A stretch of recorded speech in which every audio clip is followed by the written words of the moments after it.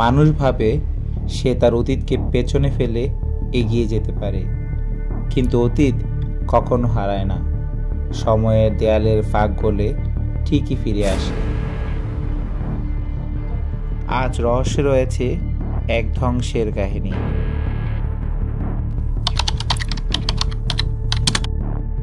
ঢাকা শহরের পুরনো একটি এলাকায় একজন সাংবাদিক থাকেন। নাম তার অরিন্দম। তদন্তধর্মী রিপোর্ট করে জীবিকা চালায়। একদিন তার ফ্ল্যাটের দরজার সামনে একটি নীল রঙের পুরনো খাম পায়।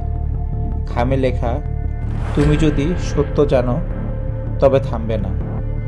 ভেতরে একটি মাত্র ছবি আছে, 20 বছর আগের একটি স্কুলের গ্রুপ ফটো। কিন্তু ফটোটির পেছনে রক্তের মতো লাল মার্কারে লেখা একটি শব্দ, ধ্বংস।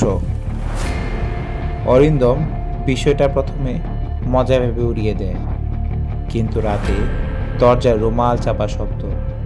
কেউ যেন দরজার সামনে থেকে বলছে, সত্যের সন্ধান করো। তারপর দ্রুত পালিয়ে যায়।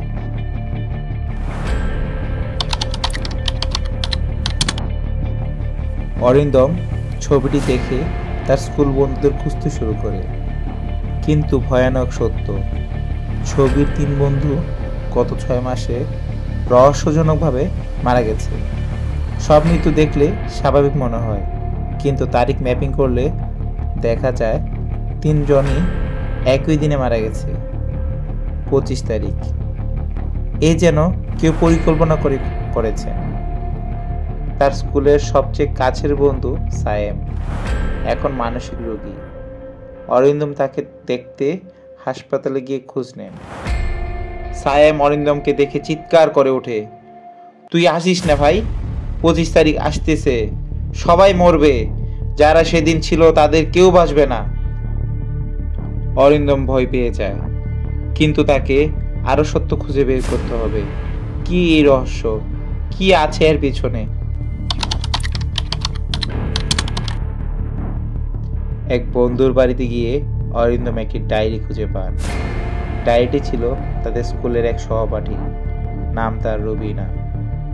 ডায়েরির ভেতরে ভয়ঙ্কর কথা লেখা, 25শে মে আমাদের ক্লাসের সামনে যা হলো কেউ জানে না, কিন্তু এই ঘটনা ঢাকার ইতিহাস পাল্টে দিতে পারত। ডায়েরিতে উল্লেখ করা একটি শব্দ ঘন হয়ে বারবার আসে, নীল ছায়া। ডায়েরির শেষ লাইনে লেখা আছে, যে এটা দেখবে সে জানবে সত্য, আর সত্য জানলে মৃত্যু নিশ্চিত। এই মুহূর্তে ঘরের জানালা নিজে নিজে খুলে যায়। বাতাসে এক অজানা গন্ধ, যেন কেউ ঠিক তাদের পাশে দাঁড়িয়ে আছে।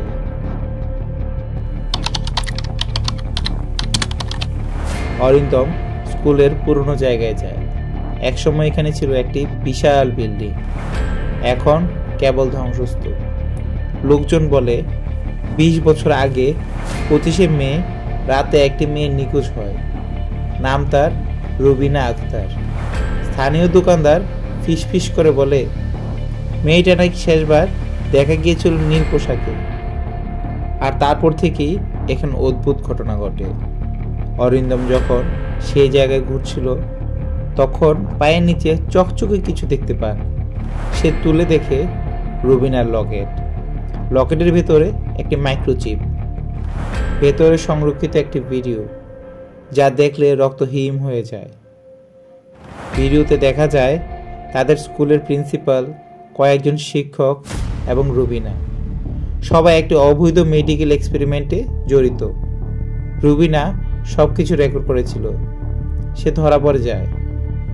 তারপর সেই দিন রাতে তাকে মারতে চেষ্টা করা হয়, কিন্তু তার আগেই বিল্ডিংয়ের আগুন লেগে যায়, সব ধ্বংস হয়ে যায়।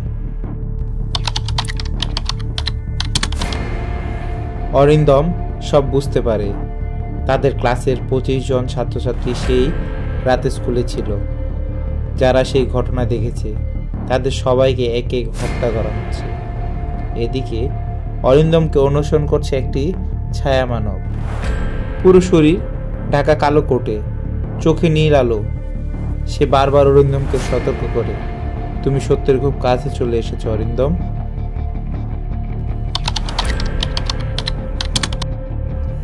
অরিন্দম বিষয়টি পুলিশকে দেওয়ার সিদ্ধান্ত নেয়, কিন্তু থানায় পৌঁছে দেখে যে অফিসারকে সে ভিডিওটি দেখাতে চায় সে অফিসারই রুবিনার বিরুদ্ধে সে এক্সপেরিমেন্টের সদস্য ছিল।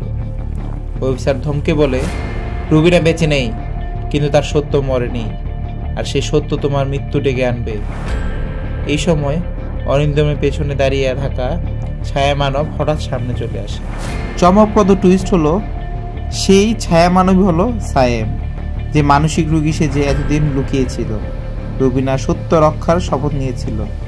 সায়েম ভিডিও নিয়ে ছুটে বের হয়। অফিসাররা গুলি চালায়। ঘর অন্ধকার, শুধু ছায়ার মধ্যে শোনা যায় একটি মানুষ দৌড়াচ্ছে আর গুলির শব্দ। টিভিতে ব্রেকিং নিউজ, রুবিনা কেসের গোপন ভিডিও ফাঁস, দুর্নীতিগ্রস্ত শিক্ষকদের চক্র প্রকাশ। কিন্তু অরিন্দম, সে কোথায়? সত্য কখনো হারায় না, শুধু তার মূল্য চোকাতে হয়। কাহিনীটি ভালো থাকলে লাইক, কমেন্ট এবং সাবস্ক্রাইব করে আমাদের পাশে থাকুন। ধন্যবাদ সবাইকে।